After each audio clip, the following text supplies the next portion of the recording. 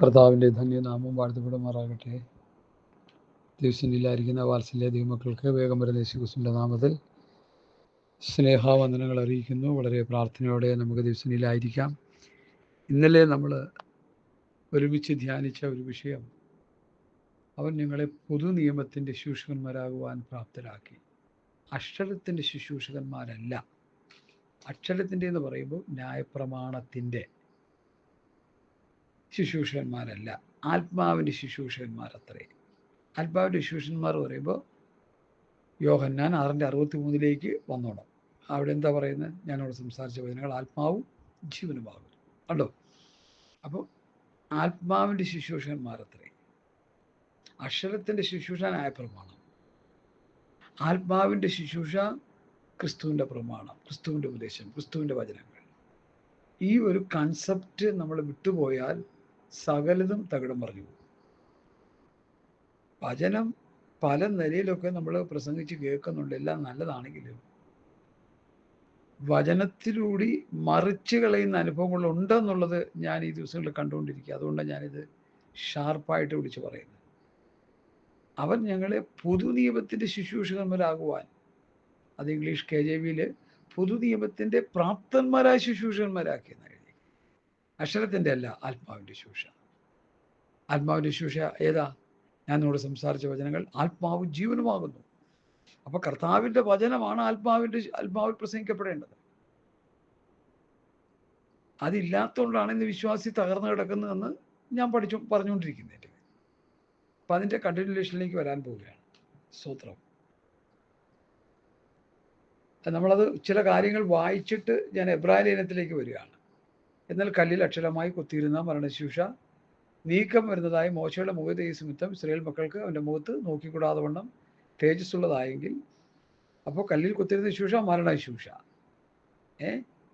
അത് മോശയുടെ മുഖത്ത് നോക്കിക്കൂടാതെ വണ്ണം തേജസ്സുള്ളതായെങ്കിൽ ആത്മാവിൻ്റെ ശുശ്രൂഷ അധികം തേജസ്സുള്ളതാകില്ലയോ? അടുത്ത് പറഞ്ഞ് ശിക്ഷാവിധിയുടെ ശുശ്രൂഷ, അതേതാ? ന്യായപ്രമാണം. ശിക്ഷാവിധിയുടെ ശുശ്രൂഷ തേജസ്സാകുന്നുവെങ്കിൽ നീതിയുടെ ശുശ്രൂഷ തേജസ്സേറിയതായിരിക്കും. അതേ തേജസ്സോടുകൂടി ഈ കാര്യത്തിൽ അതിമഹത്തായ തേജസ് നിമിത്തം ഒട്ടും തേജസ്സില്ലാത്തതായി.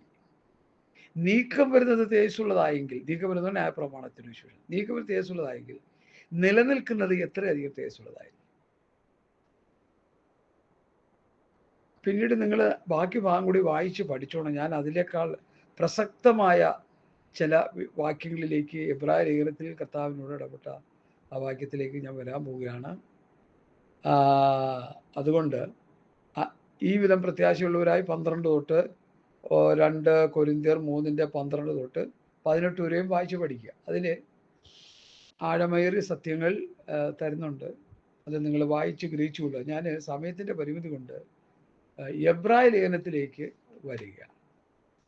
എബ്രായ ലേഖനത്തിലെ ചില വാക്യങ്ങൾ, കാതലായ ചില ഭാഗങ്ങൾ നിങ്ങളെ ഗ്രഹിപ്പിക്കുവാൻ എനിക്ക് ആത്മാവിൽ പ്രേമമുണ്ട്. അതിൻ്റെ എബ്രായ ലേഖനത്തിൻ്റെ 1-ാമത്തെ അധ്യായം തന്നെ നമ്മൾ പഠിക്കുമ്പോൾ, ദൈവം പണ്ട് ഭാഗമായിട്ടും വിധമായിട്ടും പ്രവാചകന്മാർ മുഖാന്തരം പിതാക്കന്മാരോട് അരുളി ചെയ്തിട്ട് ഈ അന്ത്യകാലത്ത് പുത്രൻ മുഖാന്തരം നമ്മോട് അരുളി ചെയ്തു.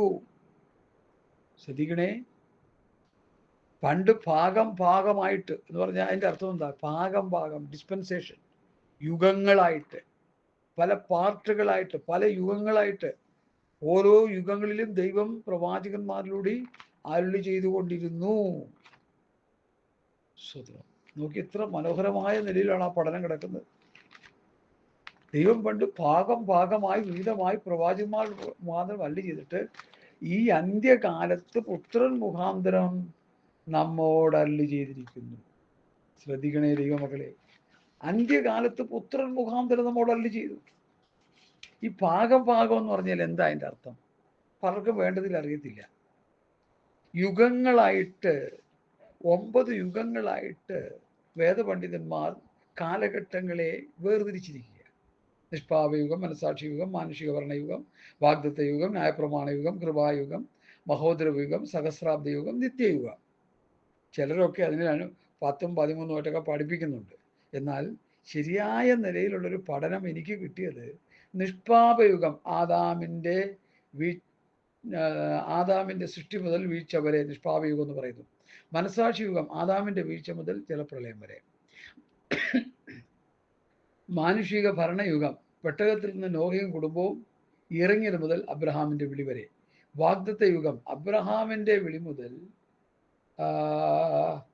അബ്രഹാമിനോടുള്ള വാഗ്ദത്വം മുതൽ ന്യായപ്രമാണം വരെ വാഗ്ദത്ത യുഗം. അത് കഴിഞ്ഞ് ന്യായപ്രമാണ യുഗം, ന്യായപ്രമാണം ലഭിച്ചത് മുതൽ ക്രിസ്തു വരെ. അത് കഴിഞ്ഞ് കൃപായുഗം, നമ്മളിപ്പോൾ ആയിരിക്കുന്ന യുഗം, യേശുക്രിസ്തു മുതൽ കർത്താവിൻ്റെ പ്രത്യക്ഷത വരെ കൃപായുഗം. അടുത്ത് മഹോദരയുഗം, സഭ മാറ്റപ്പെട്ടതിന് ശേഷം യേശുക്രിസ്തുവിൻ്റെ 7 വർഷത്തെ ഭരണകാലം, അത് മഹോദരയുഗം എന്ന് പറയപ്പെടുന്നു. അത് കഴിഞ്ഞതിന് ശേഷം 1000 ആണ്ട് വാഴ്ചയ്ക്ക് സഹസ്രാബ്ദ യുഗം എന്ന് പറയപ്പെടുന്നു. സ്വത്രം 1000 ആണ്ട് വാഴ്ച. ആ 1000 ആണ്ട് വാഴ്ച കഴിഞ്ഞതിന് ശേഷം ഈ ഭൂമിയെ എല്ലാം ചുട്ടഴിച്ച് ഭൂമിയിലെ സകലത്തെയും വെന്ത് വെണ്ണീറാക്കിയിട്ട് ഒരു പുതിയ ആകാശം, പുതിയ ഭൂമി ദൈവം തൻ്റെ ജനത്തിന് വേണ്ടി ഒരുക്കുന്നു. അത് നിത്യയുഗം എന്ന് പഠിപ്പിക്കപ്പെടും. അപ്പൊ എബ്രായ ലേഖനത്തിൽ ഇവിടെ പൗലോസ് പറഞ്ഞത് ദൈവം പണ്ട് ഭാഗമായിട്ട്, അതാ ഈ ഭാഗം എന്ന് പറയുന്നത്, ഓരോ യുഗങ്ങളായിട്ട് ഭാഗമായിട്ട് വിവിധമായിട്ട് പ്രവാചകന്മാർ മുഖാന്തരം പിതാക്കന്മാരോട് അരുളി ചെയ്തു. ന്യായപ്രമാണ യുഗം വരെ പിതാക്കന്മാരോട് അരുളി ചെയ്തു. മോശ ഒരു പ്രവാചകനാണ്, ദാവീദ് പ്രവാചകനാണ്, അബ്രഹാം ഒരു പ്രവാചകനാണ്, പഴയ നിയമ ഭക്തന്മാരായ അതിഗായകന്മാർ പ്രവാചകന്മാരാണ്. ആ പ്രവാചകന്മാരോട് ദൈവം അരുളി ചെയ്തു. യെശയ്യാവ്, യിരെമ്യാവ്, യെഹെസ്കേൽ, ദാനിയേൽ, ഹോശേ മുതൽ മലാഖി വരെയുള്ള പ്രവാചകന്മാർ, അവരിലൂടെ ദൈവം അരുളി ചെയ്തു. എന്നിട്ട് പറയുന്നു, ഈ അന്ത്യകാലത്ത് യേശുക്രിസ്തുവിൻ്റെ കാലം മുതൽ, കൃപായുഗത്തിൻ്റെ കാലം മുതൽ അന്ത്യകാലത്ത് പുത്രൻ മുഖാന്തരം നമ്മോട് അരുളി ചെയ്തിരിക്കുന്നു. നാം എന്ന് പറയുന്ന സ്ഥാനത്ത് പുതിയ നിയമസഭ എന്ന് പഠിക്കണം. ഇത് വചനം വിവിധ നിലയിലൊക്കെ പഠിപ്പിക്കുന്നത്. എനിക്കറിയത്തില്ല, ഓരോരുത്തരുടെ പഠിപ്പിക്കൽ കേട്ടിട്ട് എനിക്കിറങ്ങി ഓടണമെന്നുണ്ട് ക്ലാസ്സിൻ്റെ ഇടയിൽ.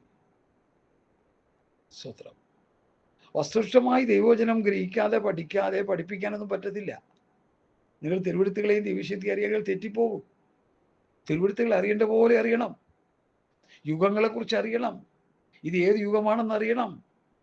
ന്യായപ്രമാണം കഴിഞ്ഞ് കൃപായുഗത്തിൽ വന്ന് നിൽക്കുക.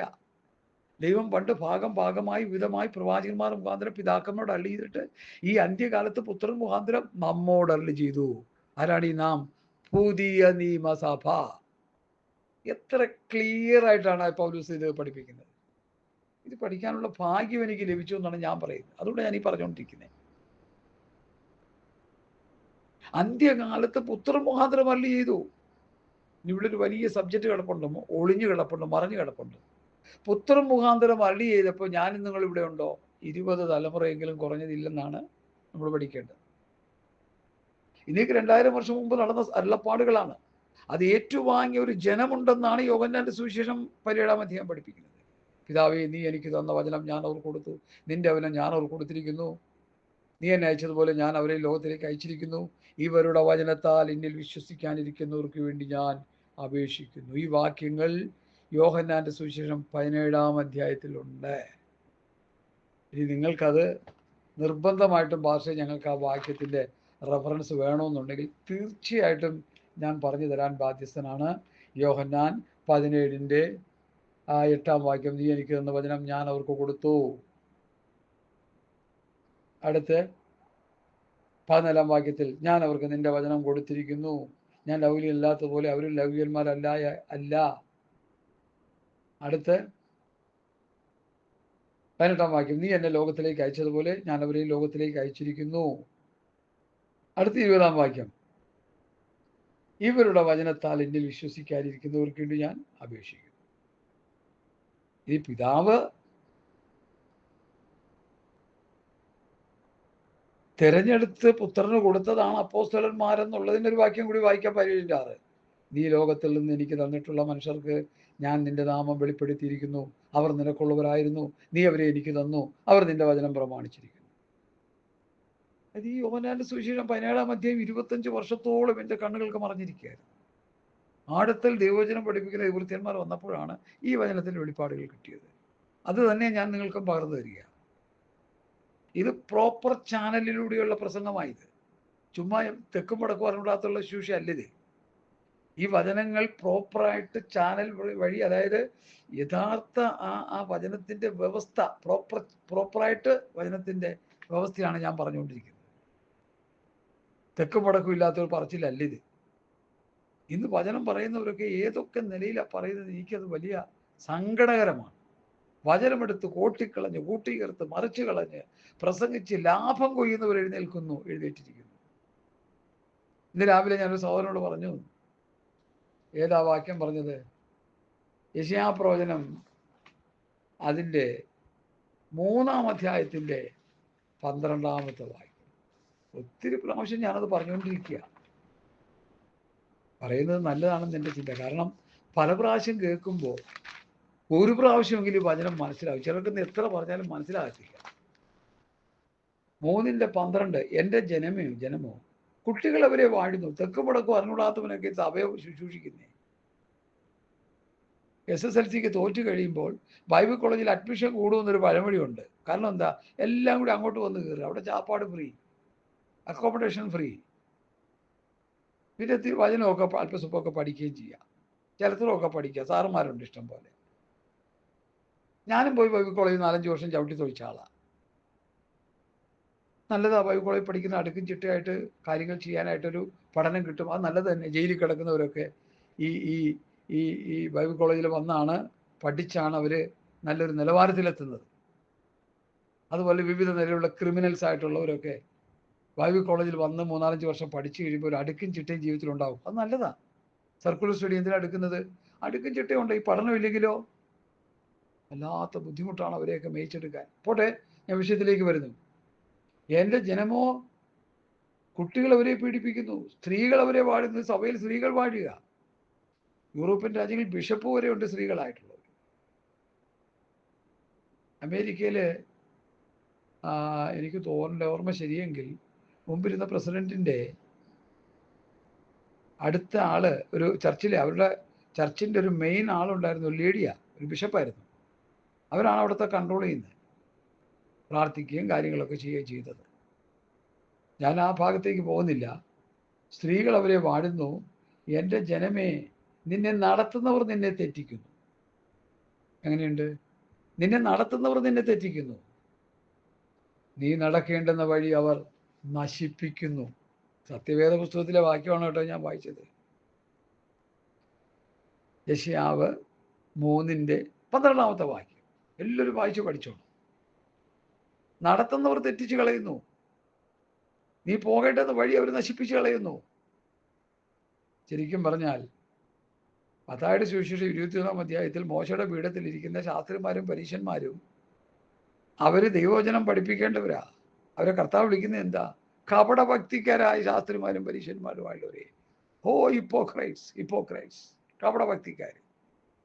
ഇന്ന് നമ്മുടെ ശുശ്രൂഷന്മാരിലും നല്ലൊരു ശതമാനം അതുണ്ടെന്നുള്ളത് വേദനയോടെ, ദുഃഖത്തോടെ, കണ്ണുനീരോടെ ഞാൻ പറയട്ടെ. ഹല്ലേലൂയ. അപ്പം വചനം വസ്തുനിഷ്ഠമായിട്ട് പഠിപ്പിക്കണം. തിരുവെഴുത്തുകളെയും ദൈവശക്തി അറിയാമെങ്കിൽ തെറ്റിപ്പോകും. അറിയേണ്ട പോലെ തിരുവെഴുത്ത് അറിയണം, പഠിക്കേണ്ട പോലെ തിരുവെഴുത്ത് പഠിക്കണം. ഹല്ലേലൂയ. എബ്രായ ലേഖനത്തിൽ ഞാൻ വായിച്ചു, ദൈവം പണ്ട് ഭാഗമായിട്ടും വിധമായിട്ടും പ്രവാചകന്മാർ മുഖാന്തരം പിതാക്കന്മാരോട് അരുളി ചെയ്തിട്ട് അന്ത്യകാലത്ത് പുത്രൻ മുഖാന്തരം നമ്മോട് അരുളി ചെയ്തു. യേശുക്രിസ്തു വന്ന് ഗലീല നാട്ടിൽ പ്രസംഗിച്ചു, പലസ്തീൻ നാട്ടിലെ കുറേ ശിഷ്യന്മാരെ തിരഞ്ഞെടുത്തു. നമുക്കറിയാം, പത്രോസ്, യോഹന്നാൻ, യാക്കോബ്, യൂദാ, അന്ത്യോസ് ആദിയായ പ്രിയപ്പെട്ടവരെ തിരഞ്ഞെടുത്തു. പൗലോസ് പിന്നീടാ വരുന്നത്. തിരഞ്ഞെടുത്തിട്ട് എന്ത് ചെയ്തു? അവർക്ക് ഈ വചനം ഫലമേൽപ്പിച്ചു. യോഹന്നാന്റെ സുവിശേഷം, ഈ പ്രസംഗം കേൾക്കുമ്പോൾ യോഹന്നാന്റെ സുവിശേഷം 17-ാം അധ്യായം നന്നായിട്ട് എല്ലാവരും വായിച്ച് പഠിച്ചിരിക്കണം, ഗ്രഹിച്ചിരിക്കണം. അപ്പോസ്തലന്മാരുടെ പ്രസക്തി ഞാൻ നേരത്തെ അത് ഓതി പറയാനിടയായി തീർന്നു. അതിൻ്റെ 17-ാം അധ്യായത്തിൽ അവരെ കുറിച്ച് പറഞ്ഞിരിക്കുന്ന 42ഓളം പ്രാവശ്യം അപ്പോസ്തലന്മാരെ കുറിച്ച് പറയുന്നുണ്ട്. അവർക്ക് പിന്നെ നീ എനിക്ക് തന്നിട്ടുള്ളവർ ഇവരോ, അവരെ, അവരിൽ, അവർക്ക്, അവരെയും, അവരുടെ, ഇവരുടെ, അവരും, ഈ പദം കാണുന്നുണ്ട് 42ഓളം പ്രാവശ്യം. എങ്ങനെയുണ്ട്? അപ്പൊ അപ്പോസ്തലന്മാരുടെ പ്രസക്തിയാണ് അവിടെ കാണിക്കുന്നത്. നമ്മൾ അവരെ തള്ളിക്കളഞ്ഞിരിക്കുക. ഇന്നത്തെ ന്യൂ ജനറേഷൻ പാസ്റ്റർമാർ അവരെ തള്ളിക്കളഞ്ഞിരിക്കുക. ഇന്നത്തെ മഹാന്മാരായ പാസ്റ്റർ പലരും അവരെ തള്ളിക്കളഞ്ഞിരിക്കുക. അവർ മീൻ പിടിക്കുന്നവരാണെന്ന് പറയുന്നത്. പിതാവേ, നീ എനിക്ക് തന്നിട്ടുള്ളവർ. പഠിച്ചോണേ ഈ വാക്യമൊക്കെ. സത്യവേദ പുസ്തകത്തിലെ വാക്യമാണ് ഞാൻ പറയുന്നത്. ഒരു മനുഷ്യനെ നിഷേധിക്കാൻ പറ്റത്തില്ല. നിഷേധിച്ചാൽ അവൻ ദൈവത്തിൻ്റെ ആത്മാവിലല്ല പറയുന്നതെന്ന് നമ്മൾ മനസ്സിലായിക്കോളും. ഞാൻ അതുകൊണ്ട് പ്രിയമുള്ളവരെ, വളരെ പ്രോപ്പറായിട്ട് നല്ല ക്ലിയർ കട്ടായിട്ടാണ് ഞാൻ ഈ കാര്യങ്ങൾ നിങ്ങളുടെ മുമ്പിൽ പറയുന്നത്. ദൈവം പണ്ട് ഭാഗമായി വിവിധമായി പ്രവാചകന്മാർ മുഖാന്തരം അരുളി ചെയ്തിട്ട് അന്ത്യകാലത്ത് പുത്രൻ മുഖാന്തരം നമ്മോട് അരുളി ചെയ്തു. നമ്മോട് അരുളി ചെയ്യുവാൻ ദൈവം തിരഞ്ഞെടുത്ത ഒരു ഗ്രൂപ്പാണ് അപ്പോസ്തലന്മാർ.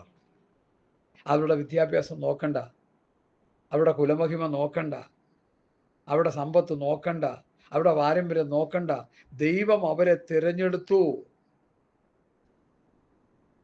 അതിനെക്കുറിച്ച് വേണമെങ്കിൽ ആധികാരികമായ വചനത്തിൽ നിന്ന് ചില കാര്യങ്ങൾ എനിക്ക് നിങ്ങളോട് പറയാനുണ്ട്. 1 കൊരിന്ത്യർ ലേഖനം അതിൻ്റെ സ്തോത്രം 1:26 മുതൽ, സൗരന്മാരെ, നിങ്ങളുടെ വിളിയെ നോക്കുവിൻ. ലോകാഭിപ്രായ പ്രകാരം ജ്ഞാനികളേറെയില്ല, ബലവാന്മാരേറെയില്ല, കുലീലന്മാരും ഏറെയില്ല. ജ്ഞാനികളെ ലജ്ജിപ്പിക്കുവാൻ ദൈവം ലോകത്തിൽ പോഷത്വമായത് തിരഞ്ഞെടുത്തു, അല്ലെങ്കിൽ പോഷന്മാരെ തിരഞ്ഞെടുത്തു. ബലമുള്ളതിനെ ലജ്ജിപ്പിക്കുവാൻ ദൈവം ലോകത്തിൽ ബലഹീനന്മാരെ തിരഞ്ഞെടുത്തു. ഉള്ളതിനെ ഇല്ലായ്മ ചെയ്യുവാൻ ദൈവം ലോകത്തിൽ കുലീഹീനവും നികൃഷ്ടമായതും ഏതുമില്ലാത്തവരുമായവരെ തിരഞ്ഞെടുത്തു. എന്തിനാ തിരഞ്ഞെടുത്തത്? ദൈവസന്നിധിയിൽ ഒരു ജഡവും പ്രശംസിക്കാതിരിക്കേണ്ടത് തന്നെ. നിങ്ങളോ അവനിൽ ക്രിസ്തുയേശുവിലിരിക്കുന്നു. അവൻ നമുക്ക് ദൈവത്തിൽ നിന്ന് ജ്ഞാനവും നീതിയും ശുദ്ധീകരണവും വീണ്ടെടുപ്പുമായി തീർന്നു. പ്രശംസിക്കുന്നവർ കർത്താവിൽ പ്രശംസിക്കട്ടെ എന്ന് എഴുതിയിരിക്കുന്നത് പോലെ ആകേണ്ടതിന് തന്നെ. ദൈവം അവരെ തിരഞ്ഞെടുത്തതിനാ അവർക്ക് പ്രശംസിക്കാൻ വകയുണ്ടാകാൻ പാടില്ല. ഇന്ന് ഭാവി കോളേജിൽ പോയി MTHO BTHO MD ഒക്കെ എടുത്തു കഴിഞ്ഞാൽ പിന്നെ നമ്മോട് സംസാരിക്കത്തില്ല, നമുക്ക് കൈപോലും തരത്തില്ല. അറിവ് നിമിത്തം ഹൃദയം ഗർവിച്ചു, ധനനിമിത്തം ഹൃദയം ഗർവിച്ചു, സൗന്ദര്യ നിമിത്തം ഹൃദയം ഗർവിച്ചു. അഹങ്കാരത്തിൻ്റെ അവസ്ഥകൾ ദൈവമക്കൾ വിട്ടുകളയണം. ഞാനിതെൻ്റെ ജ്ഞാനത്തിൽ പ്രശംസിക്കണം. ഞാനിതെൻ്റെ ജ്ഞാനത്തിൽ പ്രശംസിക്കരുത്. ബലവാൻ തൻ്റെ ബലത്തിൽ പ്രശംസിക്കരുത്. ധനവാൻ തൻ്റെ ധനത്തിൽ പ്രശംസിക്കരുത്. പിന്നെ എങ്ങനെ പ്രശംസിക്കണം? ദൈവമായ കർത്താവിനെ തിരഞ്ഞെടുത്തു എന്നോർത്ത് കർത്താവിൽ പ്രശംസിക്കണം. ഞാൻ മുമ്പോട്ട് വരട്ടെ.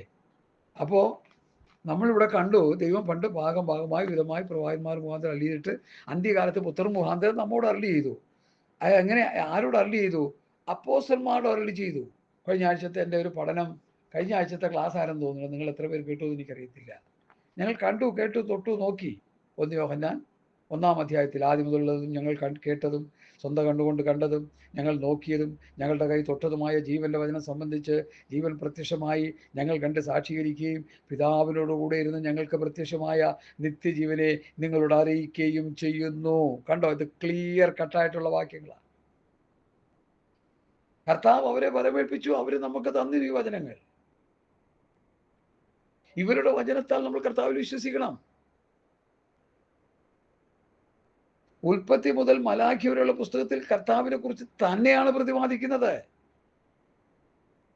യേശുക്രിസ്തുവാണ് ഉൽപ്പത്തി മുതൽ മലാഖി വരെയുള്ള പുസ്തകങ്ങളിലെ പ്രതിപാദ്യ വിഷയം. എന്നാൽ യേശുക്രിസ്തു പറഞ്ഞൊരു കഷ്ണം വാക്ക് നിങ്ങൾക്ക് അവിടെ കിട്ടത്തില്ല. അത് നിങ്ങളെ ദൈവവചനം പഠിപ്പിച്ച വയോവൃദ്ധം പറഞ്ഞപ്പോഴാണ് തലയ്ക്ക് വെളിവുണ്ടായത്. ഇനിയിപ്പോൾ ഒത്തിരി പേർക്ക് വെളിവില്ലല്ലോ. പ്രിയ ദൈവമക്കളെ, കർത്താവ് പറഞ്ഞ വചനം മത്തായി മുതലേ നമുക്ക് കിട്ടത്തുള്ളൂ. അത് നമ്മളോടല്ല പറഞ്ഞത്, അവരോടാ പറഞ്ഞത്. അവരെ നാം അംഗീകരിച്ചില്ലെങ്കിൽ നാം കർത്താവിനെ അംഗീകരിക്കുന്നില്ല, പിതാവിനെ അംഗീകരിക്കുന്നില്ല. പിന്നെ നമ്മൾ ഔട്ട് ആത്മീയത്തിൽ നിന്ന്. അതിനുള്ള വാക്യം തരാം. നിങ്ങളെ തള്ളുന്നവൻ എന്നെ തള്ളുന്നു, എന്നെ തള്ളുന്നവൻ അയച്ചവനെ തള്ളുന്നു. ഇത്ര ക്ലിയർ ആയിട്ട് പറഞ്ഞിരിക്കുക. അതുകൊണ്ട് പ്രിയമുള്ളവരെ, കർത്താവിൻ്റെ വചനത്തിൻ്റെ വെളിപ്പാട് തള്ളിക്കളഞ്ഞ് നമുക്ക് മുമ്പോട്ട് പോകാൻ പറ്റുകയില്ലെന്ന് നന്നായിട്ട് ഓർത്തോണം. ചുമ്മാ അതും ഇതുമൊക്കെ പറഞ്ഞ് ആൾക്കാരെ പറ്റിക്കാം, എപ്പോഴും പറ്റിക്കാൻ കഴിയത്തില്ല. കുറച്ച് കഴിയുമ്പോൾ നമ്മുടെ പറ്റിക്കലൊക്കെ അങ്ങോട്ട് മാറും. വ്യവസ്ഥാപിതമായി ദൈവവചനം അവർ കേട്ട് കഴിയുമ്പോൾ നമ്മുടെ മുഖത്ത് നോക്കി നമ്മളെ അവരെ എതിർത്ത് സംസാരിക്കും. അങ്ങനെ പലരും പറഞ്ഞുകൊണ്ടിരിക്കുക. ഞാനത് വാച്ച് ചെയ്തുകൊണ്ടിരിക്കുക. ഹല്ലേലൂയ, സ്തോത്രം. ഞാൻ മുമ്പോട്ട് വരട്ടെ. അടുത്ത എബ്രായ ലേഖനം ഇങ്ങനെ പഠിച്ച് വരുമ്പോൾ എൻ്റെ 2-ാം അധ്യായത്തിൽ, അതുകൊണ്ട് നാം വല്ലപ്പോഴും ഒഴുകിപ്പോകാതിരിക്കേണ്ടതിന് കേട്ടതധികം ശ്രദ്ധയോടെ കരുതിക്കൊള്ളുവാൻ ആവശ്യമാകുന്നു. ദൂതന്മാർ മുഖാന്തരം അരുളി ചെയ്ത വചനം, അത് മോശ മുതലുള്ള ആ പഴയ നിയമ പ്രവാചകന്മാരെ കുറിച്ച് പറയുക. അവർ ദൂതന്മാരായിരുന്നു. അവരെ ദൂതന്മാരെന്ന് പഠിപ്പിക്കുന്നു വേദപുസ്തകം. പുതിയ നിയമ ശുശ്രൂഷകന്മാരും അവർ സഭകളുടെ ദൂതന്മാരെന്ന് പോലീസ് പഠിപ്പിക്കുന്നു. ദൂതന്മാർ മുഖാന്തരം അരുളി ചെയ്ത വചനം സ്ഥിരമായിരുന്നു. ആ ഒരു യുഗം തുടങ്ങി ആ യുഗം തീരുന്നവരെ സ്ഥിരമായിരുന്നു. അത് പഠിച്ചു നോക്കണം. അല്ലെങ്കിൽ ഈ സ്തോത്രം യഹോവസാക്ഷിക്കാർക്ക് പറ്റിയ അബദ്ധം അതാ. അന്ന് കൊടുത്തത് മുഴുവൻ നമുക്കുള്ളതാണെന്നാണ് പറയുന്നത്. അതങ്ങനെ പറഞ്ഞുകൊണ്ടിരിക്കുന്നവർ. ഇവിടെ ദൂതന്മാർ മുഖാന്തരം അരുളിയതിനും സ്ഥിരമായിരുന്നു. ഏതുവരെ സ്ഥിരമായിരുന്നു? ഇപ്പൊ നിഷ്പാപയുഗം തുടങ്ങി പാപം ചെയ്യുന്നവർ ആ പ്രമാണമാണ്. ന്യായപ്രമാണം തെറ്റിയത് മുതൽ ന്യായപ്രമാണത്തിന്റെ അല്ലെങ്കിൽ പുതിയ നിയമ പ്രമാണം വരുന്നത് വരെ ന്യായപ്രമാണ യുഗം. അതാ യുഗം മുഴുവൻ. അത് ഒരു അണുപോലും തെറ്റിക്കാൻ പാടില്ല. ഫോർ എക്സാമ്പിൾ, ഒരു കുഷ്ഠരോഗി സൗഖ്യമാക്കി. കുഷ്ഠരോഗി സൗഖ്യമാക്കുന്ന സമയത്തുള്ള പ്രമാണം ഏതാ? ന്യായപ്രമാണം. യേശു അവനോട് പറഞ്ഞു, നീ പോയി മോശ പറയുന്ന വഴിപാട് കഴിക്കാൻ പറഞ്ഞു. പുരോഹിതന്മാർ പറയുന്ന വഴിപാട് കഴിക്കാം. കാരണം എന്താ? അവരാ ന്യായപ്രമാണത്തിന്റെ കീഴിലുള്ളവരാ. അല്ല, പെന്തക്കോസ്ത് നാളിൽ പത്രോസ് ആത്മാവിൽ നിറഞ്ഞ് പ്രസംഗിച്ച്, പരിശുദ്ധാത്മാവിന്റെ നിറവിൽ പ്രസംഗിച്ച് കഴിഞ്ഞപ്പോൾ ആ പ്രസംഗം കേട്ട് മുമ്പോട്ട് വന്ന 3000 പേര് ഒരു പുതിയ നിയമസഭയുടെ ആദ്യത്തെ ഗ്രൂപ്പാ. പിന്നെ ആ 3000 5000 ആയി. അങ്ങനെ മൾട്ടിപ്ലൈ ചെയ്ത് പുതിയ നിയമസഭയുടെ ആവിർഭാവം അവിടെ നമുക്ക് കാണാൻ കഴിയും. ആ പുതിയ നിയമസഭയുടെ ആവിർഭാവം അവിടെ കാണുന്നത് എവിടം വരെ ഉണ്ട്? കർത്താവ് വരുന്നവരെ ആ പുതിയ നിയമസഭയുടെ ഉപദേശം, അപ്പോസ്തലന്മാർ പറയുന്ന ഉപദേശം തന്നെ ആയിരിക്കണം. ഒരു വള്ളി പോലും പുള്ളി പോലും മാറ്റുവാൻ പാടുള്ളതല്ല. വചനത്തെ മറിച്ച് കളയുന്നവർ, കോട്ടിക്കളയുന്നവർ, കൂട്ടുചേർക്കുന്നവർ ശ്രദ്ധിച്ചു കൊള്ളുക. പുതിയ നിയമ വചനത്തിന്റെ ഉപദേശത്തിന്റെ ഒരു വള്ളി പോലും മാറ്റാൻ നമുക്കാർക്കും അവകാശമില്ല. ഹല്ലേലൂയ. അവർ ദൂതന്മാർ മുഖാന്തരം അരുളിയ സ്ഥിരമായിരിക്കുകയും ഓരോരോ ലംഘനത്തിൽ മനസ്സിലാക്കിയും ന്യായമായ പ്രതിഫലം ലഭിക്കുകയും ചെയ്തു. പ്രമാണം ഏറ്റുവാങ്ങിയ മോശ പ്രമാണം തെറ്റിച്ചപ്പോൾ മോശ അവനെ പണിഷ്മെന്റിലൂടെ കടത്തി വിട്ടു. ഞാൻ പറയാതെ നിങ്ങൾക്ക് അറിയാമല്ലോ. ഓരോരോ ലംഘനത്തിൽ മനസ്സിലാക്കിയും ന്യായമായ പ്രതിഫലം എന്ന് പറഞ്ഞാൽ പ്രസന്റേഷൻ അല്ല, ചുട്ട അടിയാ കാണിക്കുന്നത്. കാരണം അനുസരണക്കേടിന് ആരും സ്വത്രം സമ്മാനം കൊടുക്കാറില്ലല്ലോ. പ്രതിഫലം എന്ന് പറഞ്ഞാൽ ശിക്ഷയെക്കുറിച്ചാണ് പറയുന്നത്. ശ്രദ്ധിച്ചോണം. ഹല്ലേലൂയ. ദൂതന്മാർ മുഖാന്തരം അരുളി ചെയ്തതിന് സ്ഥിരമായിരിക്കുകയും ഓരോരോ ലംഘനത്തിനും മനസ്സിലാക്കിയും ന്യായമായ പ്രതിഫലം ലഭിക്കുകയും ചെയ്തുവെങ്കിൽ കർത്താവ് താൻ പറഞ്ഞു തുടങ്ങിയത് ദൈവം അടയാളങ്ങളാലും അത്ഭുതങ്ങളാലും വിവിധ വീര്യപ്രവൃത്തികളാലും തന്റെ ഇഷ്ടപ്രകാരം പരിശുദ്ധാത്മാവിനെ നൽകൊണ്ട് സാക്ഷി തന്നതും കേട്ടവർ നമുക്ക് ഉറപ്പിച്ചു തന്നതുമായ ഇത്ര വലിയ രക്ഷ ഗണ്യമാക്കാതെ പോലെ എങ്ങനെ തെറ്റിയൊഴി? കേട്ടവർ നമുക്ക് ഉറപ്പിച്ചു തന്നു. ആരായി കേട്ടത്? ആദിമ അപ്പോസ്തലന്മാർ. യാക്കോബ്, യൂദ അധ്യായ അപ്പോസ്തലന്മാർ. ആദിമ അപ്പോസ്തലന്മാരുണ്ട്, പിൽക്കാലത്ത് അപ്പോസ്തലന്മാരുണ്ട്. തിമോഥെയോസ്, തീത്തോസ്, ഫിലോമോൻ എല്ലാ അപ്പോസ്തലന്മാരാ. ആദിമ അപ്പോസ്തലന്മാർ കർത്താവിന്റെ കൂടെ തിന്നുകുടിച്ച് നടന്നവരാ. പൗലോസിന് ഭാഗ്യം കിട്ടിയില്ല. പക്ഷെ അറേബ്യൻ മരുഭൂമിയിലിരുന്ന് വെളിപ്പാടിനാൽ ദൈവസഭയുടെ ഉപദേശം നല്ലൊരു പങ്കും താൻ ദൈവസ്ഥനിരുന്ന് പ്രാപിച്ച് എടുക്കാനിടയായി. ദൈവം തനിക്ക് നൽകി. പുതിയ നിയമസഭയുടെ അഗ്രഗണ്യനായ അപ്പോസ്തലൻ പൗലോസാണ്. പിതാവാം ദൈവത്താലും യേശുക്രിസ്തുവിനാലും അപ്പോസ്തലനായി നിയമിക്കപ്പെട്ടവൻ. ഗലാത്യർ 1:1. ആ പൗലൂസ് പറയുന്ന, പത്രോസ് പറയുന്ന, യോഹന്നാൻ പറയുന്ന, യാക്കോ പറയുന്ന, യൂദ പറയുന്ന ഉപദേശം നമ്മൾ അനുസരിച്ചോണം. ഞങ്ങൾ വാക്കിനാലോ ലേഖനത്താലോ തന്ന പ്രമാണങ്ങളെ മുറുകെ പിടിച്ചുകൊള്ളണം. അതാണ് പുതിയ നിയമ പ്രമാണം. അപ്പോസ്തലന്മാർ വാക്കിനാലും ലേഖനത്താലും തന്നതാണ് പുതിയ നിയമ പ്രമാണം. ഇനിയെങ്കിലും അത് മനസ്സിലാക്കണം നന്നായിട്ട്. ഹല്ലേലൂയ. അപ്പൊ കേട്ടവർ നമുക്ക് ഉറപ്പിച്ചിരുന്നതുമായ ഇത്ര വലിയ രക്ഷയുടെ വചനങ്ങൾ ഗണ്യമാക്കാതെ പോയാലെങ്കിലും തെറ്റുപോയി. ആ കേട്ടവർ നമുക്ക് ഉറപ്പിച്ചു തന്ന ആ വചനത്തിന്റെ വ്യവസ്ഥ ഗണ്യമാക്കാതെ പോയാൽ നരകത്തിൽ നിന്ന് തെറ്റി ഒഴിയുകയില്ല. ക്ലിയർ ആയിട്ട് ഞാൻ പറഞ്ഞു വയ്ക്കുക. ഹല്ലേലൂയ. ഇനി നമ്മള് എബ്രായ ലേഖനം, എനിക്ക് ഒത്തിരി കാര്യങ്ങൾ പറയാനുണ്ടെങ്കിൽ ഞാനതൊക്കെ വിട്ടിട്ട് എബ്രായ ലേഖനത്തിലെ പ്രസക്തമായ ഭാഗങ്ങൾ പറയാൻ പോവുകയാണ്. എല്ലാവരും ശ്രദ്ധിച്ചു കേട്ടോണേ. ശ്രദ്ധിച്ച് പഠിച്ചോണേ ഇത്. ഹല്ലേലൂയ. എബ്രായ ലേഖനം 7-ാം അധ്യായം മുതൽ ചില വാക്യങ്ങൾ നിങ്ങളുടെ ശ്രദ്ധയിലേക്ക് കൊണ്ടുവരാൻ ശ്രമിക്കുന്നു.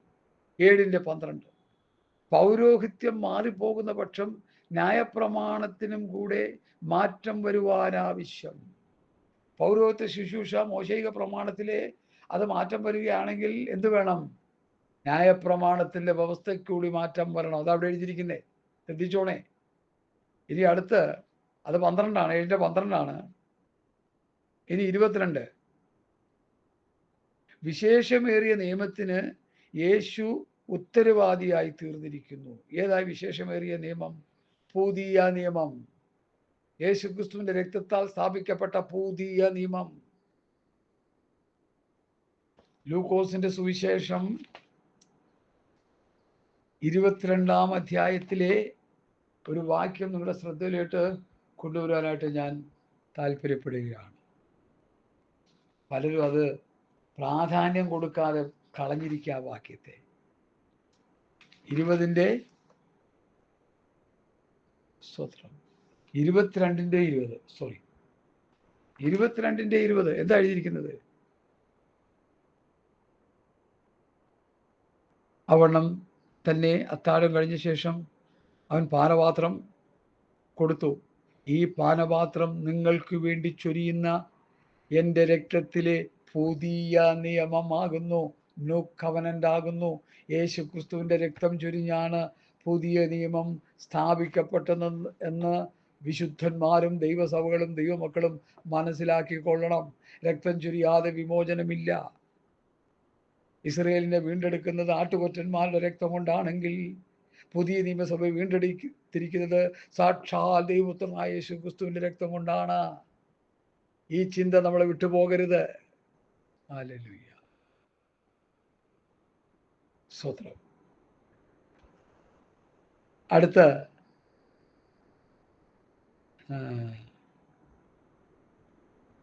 8-ാം അധ്യായത്തിന്റെ ഒത്തിരി വാക്യങ്ങളുണ്ടെങ്കിലോ കുറേയൊക്കെ വിട്ട് ഞാൻ പറയുക. 1-ാമത്തെ നിയമം ആയിരുന്നു എങ്കിൽ രണ്ടാമത്തേതിന് ഇടം അന്വേഷിക്കയില്ലായിരുന്നു. ഭക്തന്മാർ ഇതൊക്കെ ഒന്ന് മനസ്സിലാക്കിക്കോണേ. ഹല്ലേലൂയ. പിന്നെ അടുത്ത് പ്രസക്തമായൊരു ഭാഗം, ഞാൻ ഇസ്രായേൽ ഗൃഹത്തോടും യഹൂദാ ഗൃഹത്തോടും പുതിയൊരു നിയമം ചെയ്യുന്ന കാലം വരും എന്ന് കർത്താവിൻ്റെ അരുളപ്പാട്. പുതിയൊരു നിയമം, ന്യൂ കവനന്റ്. മോശെക പ്രമാണം മാറ്റി പുതിയൊരു നിയമം. മത്തായി 5-ൽ കർത്താവ് പറയുന്നുണ്ട്, ഞാനോ നിങ്ങളോട് പറയുന്നു. മോശ അങ്ങനെ പറയുന്നു, ഞാനോ നിങ്ങളോട് പറയുന്നു. പുതിയ നിയമം കർത്താവ് തിരിച്ചു തരിക നമുക്ക്. ഭക്തന്മാരത് മറന്നുപോയി. ഇനിയെങ്കിലും അത് മനസ്സിലാക്കിക്കോണേ. ഇസ്രായേൽ ഗൃഹത്തോട് യഹൂദാ ഗൃഹത്തോടും പുതിയൊരു നിയമം ചെയ്യുന്ന കാലം വരും എന്ന് കർത്താവിൻ്റെ അരുളപ്പാട്. അവിടെ പിതാക്കന്മാർ കൈക്ക് പിടിച്ച് മിസ്രയീം ദേശത്ത് നിന്ന് കൊണ്ടുവന്ന നാളിൽ ഞാൻ അവരോട് ചെയ്ത നിയമം പോലെ അല്ല. അവരുടെ നിയമത്തിൽ നിലനിന്നതുമില്ല, ഞാൻ അവരെ ആദരിച്ചതുമില്ല. എന്ത് സത്യം നോക്കിയേ എന്ന് കർത്താവിൻ്റെ അരുളപ്പാട്. ഈ കാലം കഴിഞ്ഞ ശേഷം ഞാൻ ഇസ്രായേൽ ഗൃഹത്തോടും ചെയ്യുവാനിരിക്കുന്ന നിയമം ഇങ്ങനെയാകുന്നു. ഞാൻ എൻ്റെ ന്യായപ്രമാണം അവരുടെ ഉള്ളിലാക്കി അവരുടെ ഹൃദയങ്ങളിൽ എഴുതും.